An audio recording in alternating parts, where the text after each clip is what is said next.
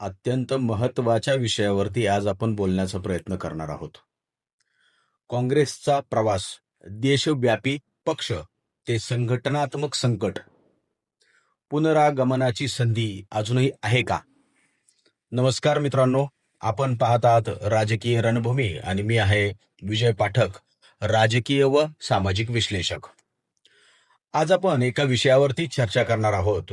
भारताच्या राजकारणात अनेक दशकं वर्चस्व गाजवणारा पक्ष म्हणजे काँग्रेस.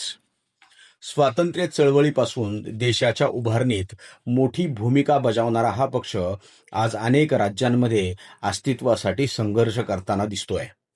हा प्रवास नेमका कसा झाला? काँग्रेसची ताकद कमी का झाली? आणि सर्वात महत्वाचं म्हणजे काँग्रेस पुन्हा एकदा उभारी घेऊ शकतं का?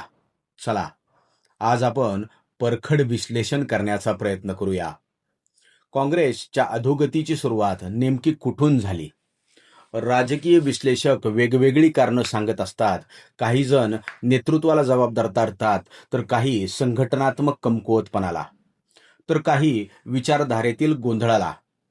याच काळात काँग्रेसच्या काही नेत्यांनी केलेली वक्तव्य मोठ्या वादाचा विषय ठरली. तत्कालीन केंद्रीय गृहमंत्री सुशीलकुमार शिंदेजी यांनी वापरलेला भगवा आतंकवाद या शब्दप्रयोगावर देशभरामध्ये तीव्र प्रतिक्रिया उमटल्या. विरोधकांनी फार मोठ्या प्रमाणात याचा राजकीय वापर केला आणि या घटनेनंतर काँग्रेसची प्रतिमा एका विशिष्ट वर्गात कमकुवत होत गेली, असा अनेक राजकीय अभ्यासकांचा दावा आहे. अनेक मतदारांना वाटू लागलं की काँग्रेस सामान्य जनतेच्या भावना आणि राष्ट्रवादाच्या प्रवाहाला समजून घेण्यात मागं पडत आहे. नेतृत्वावरील प्रश्न आणि निर्णय क्षमतेचा अभाव काँग्रेससमोर उभा राहिलेला सर्वात मोठा प्रश्न म्हणजेच नेतृत्वावरील विश्वास. राहुलजी गांधी यांच्याकडे पक्षाची सूत्र आल्यानंतर अनेक बदल करण्यात आला. मात्र पक्षातील अनेक वरिष्ठ नेत्यांना निर्णय प्रक्रियेमध्ये सातत्यानं आणि स्पष्ट दिशा दिसत नसल्याची वारंवार चर्चा होत राहिली. राजकारणामध्ये केवळ लोकप्रियता पुरेशी नसते, तर संघटन उभं करणं, कार्यकर्त्यांना प्रेरित ठेवणं, नवीन नेतृत्व तयार करणं आणि निवडणूक यंत्रणा सक्षम ठेवणं सुद्धा आवश्यक असतं. मग याच बाबतीत काँग्रेस मागे पडली, असं अनेक निरीक्षकांचं मत आहे. संघटन संपलं की पक्ष संपतो. कोणताही राजकीय पक्ष निवडणुका जिंकण्याआधीच संघटन जिंकत असतो. एक काळ असा होता की काँग्रेसची संघटनात्मक ताकद देशाच्या कानाकोपऱ्यात पोहोचलेली होती. गाव पातळीवरील कार्यकर्ता ते दिल्लीचं नेतृत्व असा मजबूत संपर्क होता. पण कालांतराने अनेक ठिकाणी संघटना कमकुवत झाली. स्थानिक नेतृत्वाला प्रोत्साहन कमी मिळालं. कार्यकर्त्यांच्या समस्या ऐकून घेणारी यंत्रणा ढासळली. परिणामी अनेक निष्ठावान कार्यकर्ते निष्क्रिय झाले. काहींनी इतर पक्षांचा मार्ग स्वीकारला आणि काहींनी राजकारणातूनच बाजूला निघण्याचा प्रयत्न केला. पक्षनिष्ठा संपली, स्वनिष्ठा वाढली. काँग्रेसमधील एक गंभीर समस्या म्हणजे अंतर्गत गटबाजी. एकेकाळी पक्षासाठी काम करणारे नेते आता स्वतःच्या राजकीय भवितव्याचा अधिक विचार करताना दिसले. अनेकदा टीका होताना दिसली. पक्षनिष्ठेबद्दल वैयक्तिक राजकारणाला महत्त्व मिळू लागलं आणि संघटन कमकुवत होत गेलं.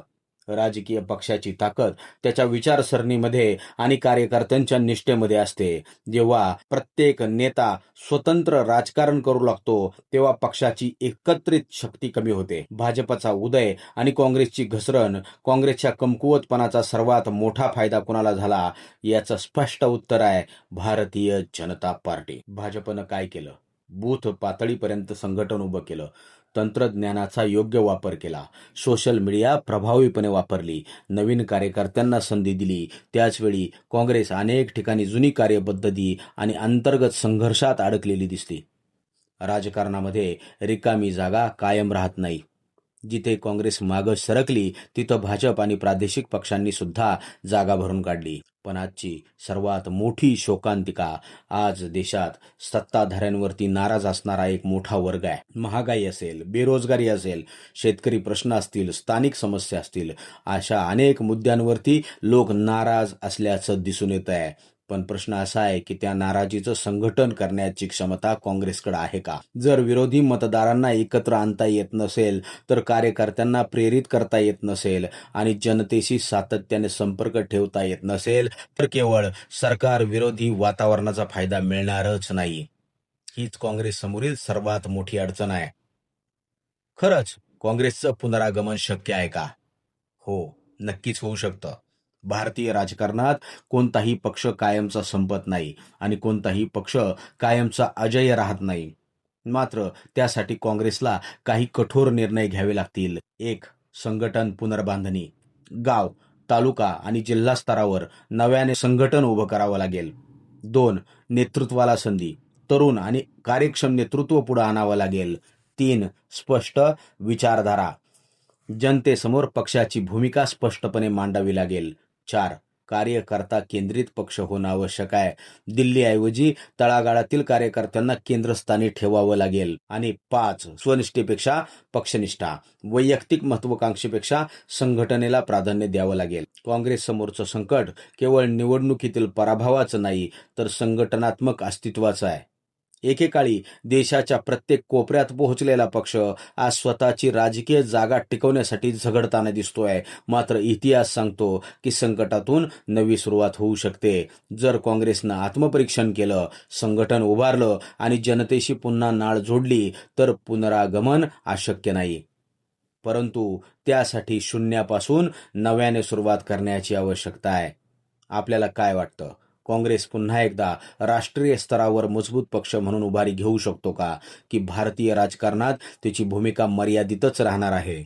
आपलं मत कमेंटमध्ये नक्की लिहा. मी विजय पाठक, राजकीय सामाजिक विश्लेषक.